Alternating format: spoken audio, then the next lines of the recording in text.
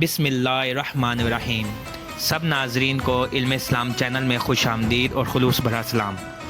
حضرت عبداللہ بن عمر رضی اللہ تعالی عنہ سے روایت ہے کہ رسول اللہ صلی اللہ علیہ وآلہ وسلم نے فرمایا، مجھے حکم دیا گیا ہے کہ میں لوگوں سے جنگ کروں، یہاں تک کہ وہ اس حقیقت کی شہادت دیں کہ اللہ کے سوا کوئی معبود نہیں اور محمد صلی اللہ علیہ وآلہ وسلم اللہ کے رسول ہیں، اور نماز قائم کریں اور زکوٰۃ ادا کریں۔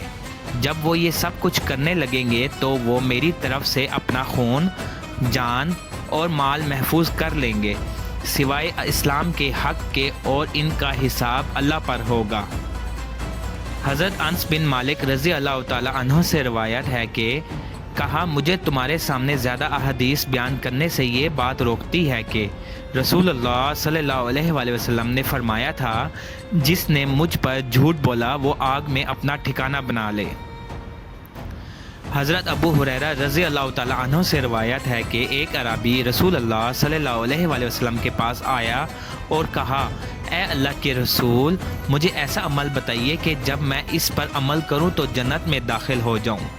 آپ صلی اللہ علیہ وآلہ وسلم نے فرمایا، تم اللہ کی بندگی کرو، اس کے ساتھ کسی کو شریک نہ ٹھہراؤ، نماز قائم کرو جو تم پر لکھ دی گئی ہے، فرض زکوٰۃ ادا کرو اور رمضان کے روزے رکھو۔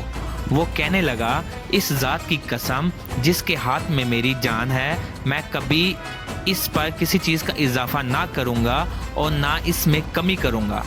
جب وہ واپس جانے لگا تو نبی اکرم صلی اللہ علیہ وآلہ وسلم نے فرمایا، جسے اس بات سے خوشی ہو کہ وہ ایک جنتی آدمی دیکھے تو وہ اسے دیکھ لے۔ مزید اسلامی معلومات حاصل کرنے کے لیے ویڈیو کو لائک اور چینل کو سبسکرائب کریں۔